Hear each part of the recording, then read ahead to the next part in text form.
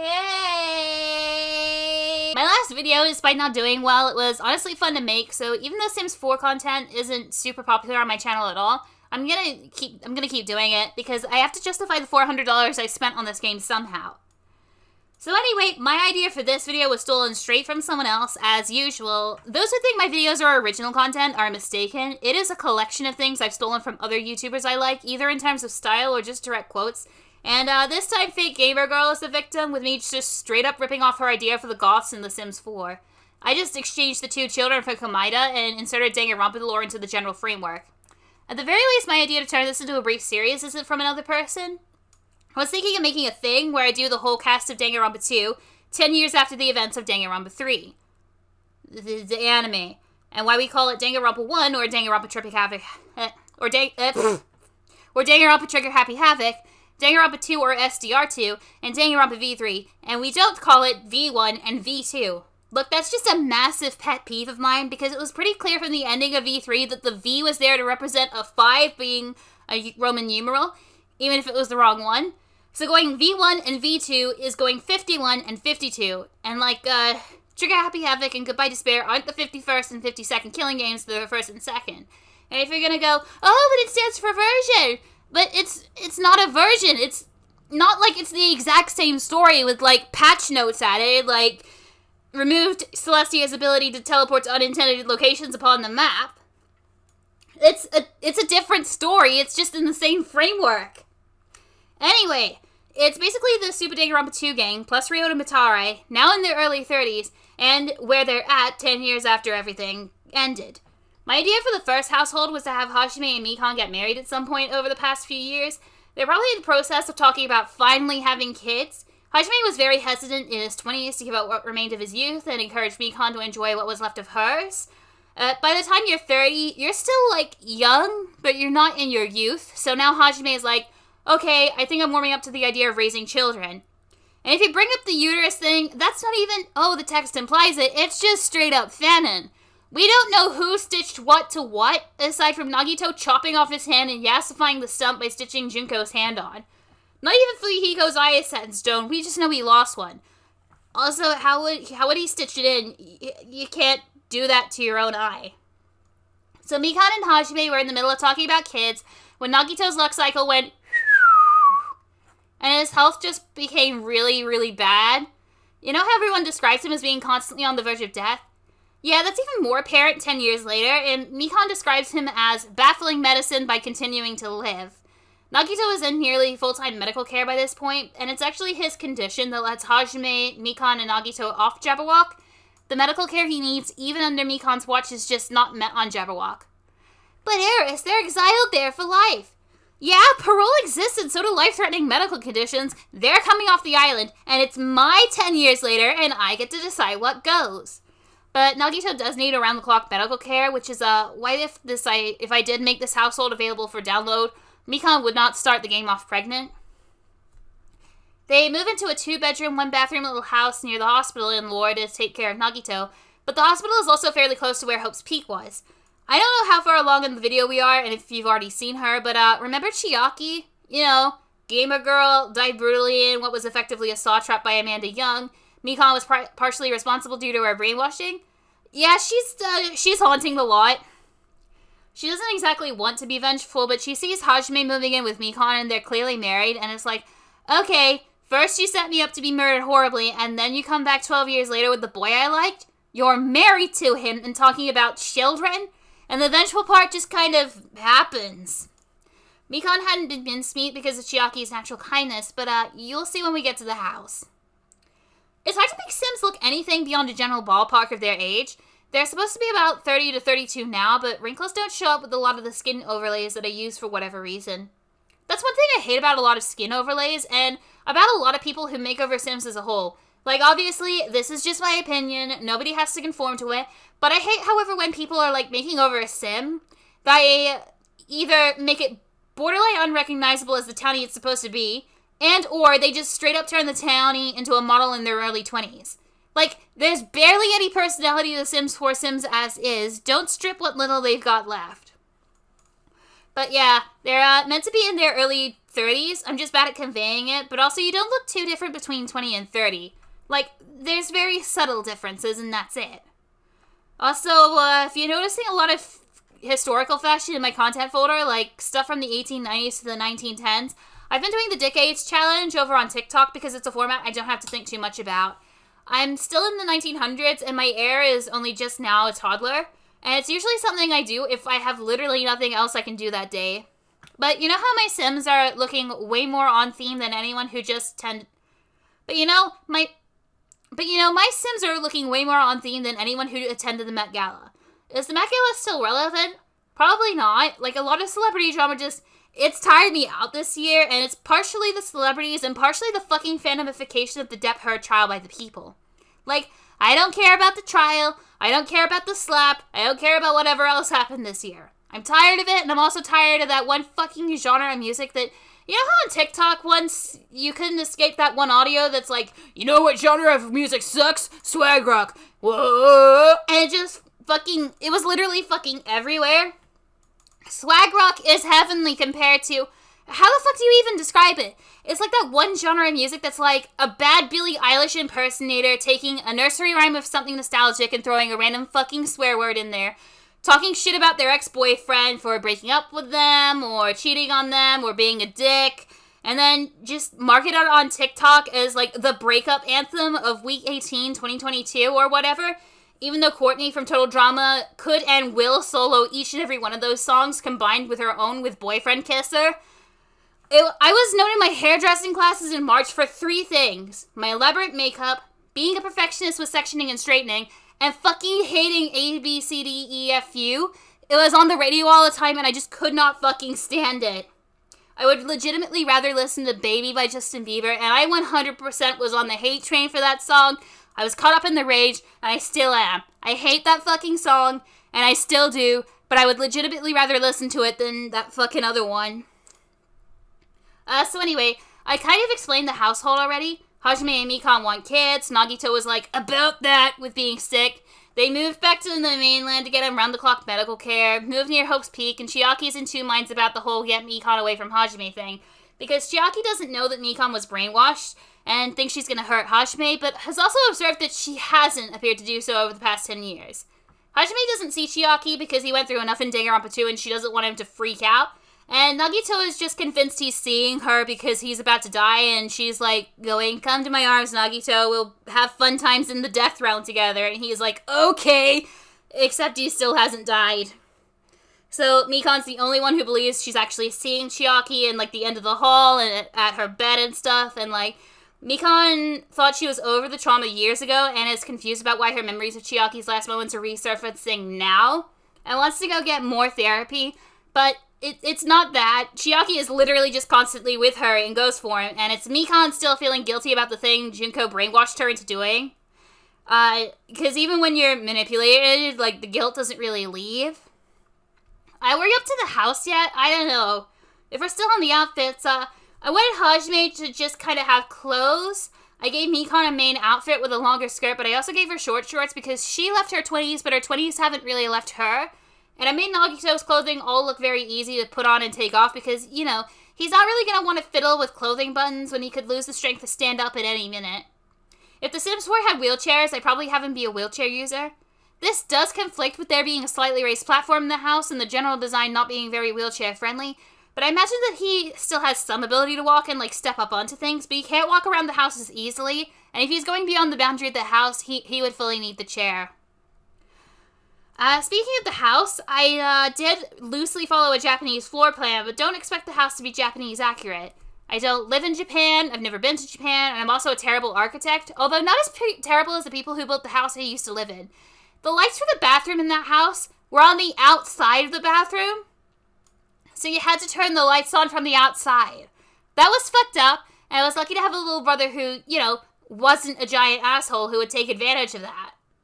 So, the house is kind of okay. I'm not even going to pretend that I had an actual theme in mind for this beyond how many snowy escape items can I shove into this nightmare?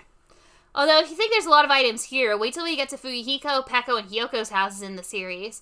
I haven't built them yet because the gray matter in my brain is like, you know, when you're making these 2 houses, do more than a 4-minute Google search. I know that because they're richer in both terms of cash and history of the country, I do want to add a few more traditional items to their homes once I research what they are. Anyway, Hajime and Mikon are obviously sleeping together, in the sense that they're literally sleeping in the same bed, and also in the euphemistic sense. Nagito, on the other hand, sleeps alone. Here's them, like, when they are doing it in the euphemistic sense, and definitely knows Hajime only sees him as a friend. Nagito definitely still loves Hajime and is definitely still hoping that Hajime will see him and have his gay awakening one day, but he hasn't really noticed that Hajime is bi and just doesn't have eyes for Nagito. This whole house really said LGBT, but I forgot to put up any flags at all. I'll check the house for CC, and if I don't find any, I'll stick it up on the gallery, and you can add as many pride flags as you want to the house itself. Hell, upload the version with a pride flag to the gallery yourself and tag it #ArisPrideHouse, and I might check it out later in the series. So, one thing I wanted to do at the end was kind of have a little montage at the end, showing off what the house looks like from the inside with Hajime, Mikon, and Nagito all settled in, and Chiaki's visibly haunting the house. But I checked my recorded videos folder for the in-game files, and for some reason, each and every video file was fucking corrupted. Apparently, originally I thought this was because the files were uncompressed, but it turns out that the compression was actually causing the corruption, and so I uncompressed them, and it worked perfectly. It was all fine. But I had to stay up late and re-record everything, and I already had an RSI from everything I'd done that day. In fact, I had to pick between finishing the script and refilming the video, and I elected to refilm. And then I edited that, and some rambling might get cut or added, depending on how much I need to ramble to get 25 minutes. I mean, generally you can just see what I'm doing, so I guess I'll use this time to talk about upcoming projects. First up is the big one, Danganronpa the Hunted. The writing for the prologue is almost done, with just some cleanup and editing needed, and Chapter 1 is about 40% written. I'd like to have Chapter 1 fully written before I jump into the sprite work and CGs for the prologue, and I actually am considering admitting defeat and getting help with background art for the rooms. The first 10 minutes has a demo, and there's some critique I got from patrons that I plan to go back and go over to see if it'll work for the story or not, because they took their time out of their schedules to generously critique my work, and I just need to figure out if that critique is right for the story. The next project that I want to do is to replay Super Danganronpa 2, at least the first couple of chapters, and go through everything on offer for Peko, so that I can get a video out for her in some kind of timely manner. Her birthday's in like 6 weeks. I can probably research, write a script, voice, and edit a video in that time. Maybe. Her video might be somewhere in between me doing the usual, she's so much better than y'all give her credit for, why do you not love her as much as I do, outside the fact that we're human beings with our own opinions, and whatever I did with Kirumi. Honestly, I need more Peko merch for my room, and I want to cosplay her again, and it's definitely to get some cool sword photo shoots with the prop sword I got from OzCon, and definitely not because there's a creep somewhere where me and some friends want to go and I would like a weapon to defend us. I also found the last Peko button in someone's merch pile at OzCon, as well as like a dozen other Danganronpa buttons for characters I love. They got a decent paycheck that con, courtesy of moi, and honestly, if more conventions in Australia stocked Danganronpa merch, it would be the fastest way for me to hand over my wallet. That was one hell of a tangent. Other projects. Mostly they're one-off smaller videos that will probably provide more insight into more mixed and negative opinions I have about characters or elements of this series, but are still more lighthearted content that proves that I love it. Look, the mental illness is kicking in again, and I'm struggling to find passion, and I probably wouldn't be in this position if YouTube wasn't constantly demanding I either upload one video a week or witness my channel get tossed into the abyss. And I get a lot of comments that, like, when I say stuff like this, I get a lot of comments that say, don't feel pressure to create content for us, and I appreciate them. I really do. But it's not you that I feel the pressure from. It's the corporate overlords at YouTube Incorporated threatening me with hiding my content if I take more than a few days to post. But also, I'm actually planning on doing text posts part 7. I just haven't been able to because it's been raining really heavily and my room has zero soundproofing. Some audios got done before my voice gave out last Monday, and I'm hoping that it's just overcast on this Monday so I can get the rest done, but it probably won't be. I really need to keep some stuff to talk about in the other parts, because if I just info dump absolutely everything into this one, I don't know what I'll want to talk about in other parts. I guess I'll info dump about promising or good fangans in the other ones. Like, everyone already knows about Super Danganronpa Another 2, because you can't even talk about a similar trope utilized in a completely different show without someone knocking on the door and telling you how it relates to Super Danganronpa Another 2 and spoiling the entire story for anyone who listened. Like, I swear it's more spoiled than the canon games at this point, at least comparatively. Anyway, promising fangams could be ones with an original cast, canon cast, or something, or from something else. This one's from an original one, and for this one, I'd like to talk about Danganronpa Lapse.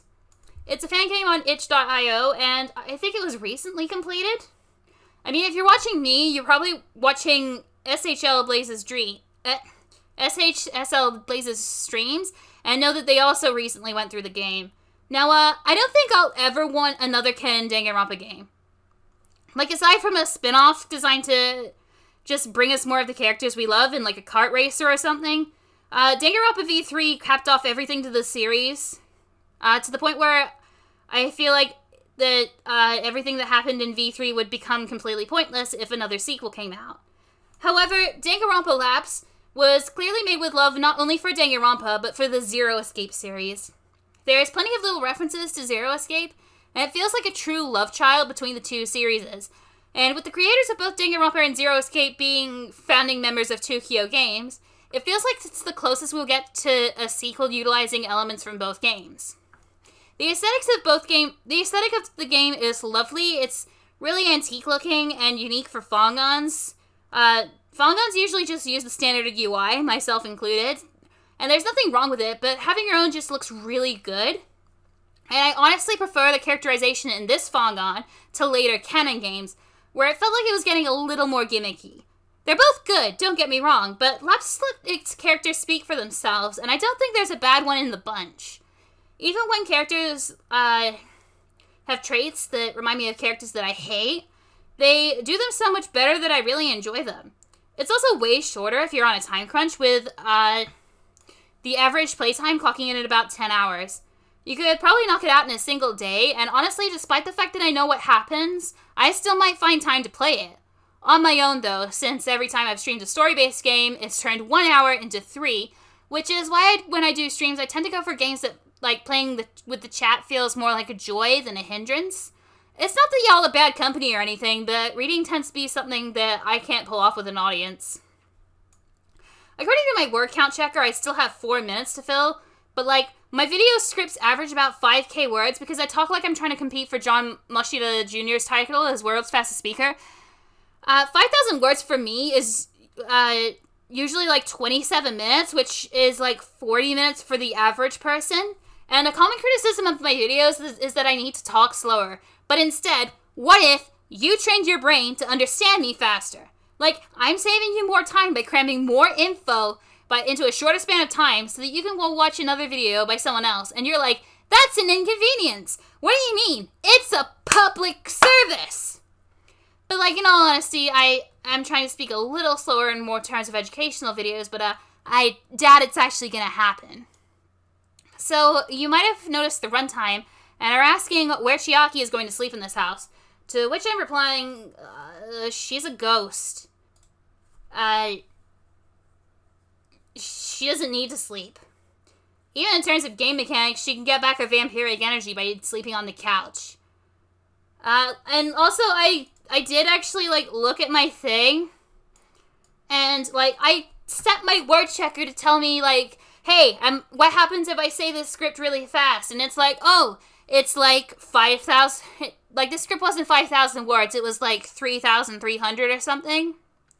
And I'm like, yo, how long will this take me to speak? And it's like, oh, it'll take you about 23 minutes to speak this script. And I'm like, cool, but I've nearly exhausted the whole script, and we just hit the 19-minute mark. Like, what am I supposed to do? Like, I can clearly, like, I've switched over to, like, my video view, so I can clearly see that I'm working on, like, a garden. It's not a very good garden, because I suck at landscaping. I just wanted a little, like, pond out the back.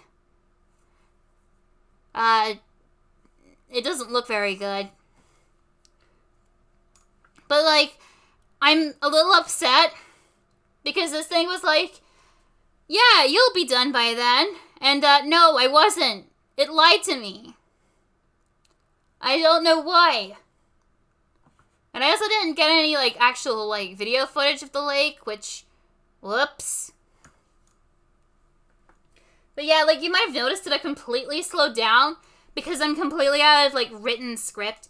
And now I have to, like, just kind of talk out of my ass for the next, however long it is. I think it's 5 minutes. And I don't do super well with that because I've already talked about most of what I want to talk about this episode. I don't know. Also, is it weird that I don't usually build with move objects on, and, like, I only turn it on if it's, like, urgent? I don't know, I just don't really like the move objects cheat, because I would like to know if my Sims can actually, like, get around the house.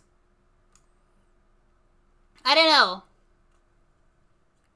Like, what are your thoughts on move objects? Is it essential for you, or are you like me and you try to keep it off unless absolutely necessary? Although it's interesting, like, The Sims is just straight up encouraging cheating with their game. Also, I don't even know what I was doing with this outdoor area. There's no floor. They just eat on the grass. And the grill isn't even on anything. If like a lump of coal, like, jumps out of the goddamn, grill, the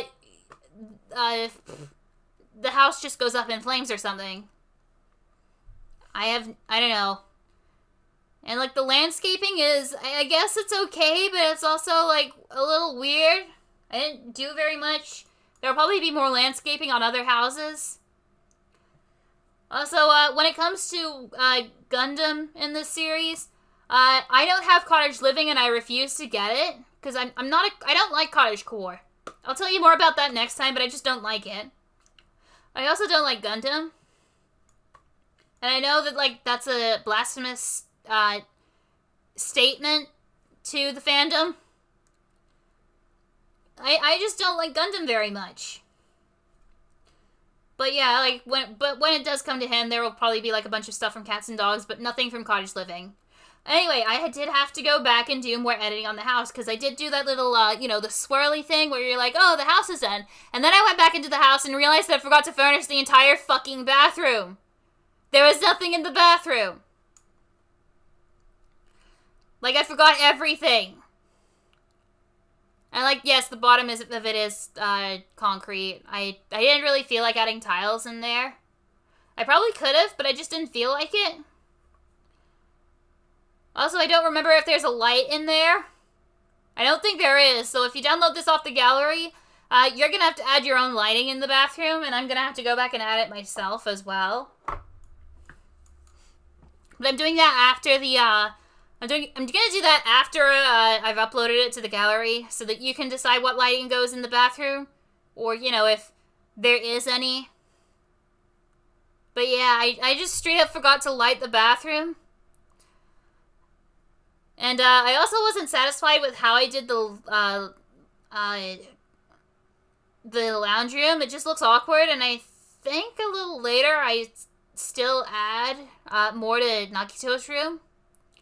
Because I forgot to get to where it comes with, like, a saline bag, and, like, that's pretty good for showing, you know, he's, not doing so hot. But yeah, like, here I'm, like, I don't like the way this is all set up with the TV and everything. And, it does take me a little while to figure out a setup that I actually like. And, it does use the move objects cheat. Yeah, I make a little, like, a console for it, and I consider, like, adding, like tea accessories. So, like, you know, you want tea, you can just, like, go above the, thing. I don't even know what I'm talking about anymore, honestly. But yeah, like, I use the move objects cheat and the bracket keys to shrink that down and make a little console.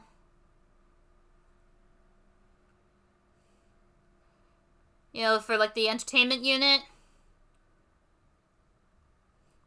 It's been a while since I've done a room like this, and I'm sorry that, like, I'm slowing down because I don't have much to talk about. Like, I don't know what to talk about because I'm trying to save, like, some stuff for other videos, and I know I've said that, like, 3 times. But it's true, I don't wanna, like, have nothing to talk about in the other videos. Because, I'm already running out of time with this one. Thankfully, I think this is the largest household. Maybe.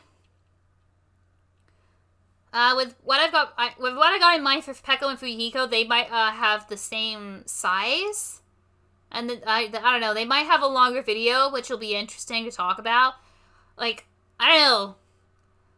I have a friend who likes the ship, but I don't know if they're willing to, like, jump on a thing with me.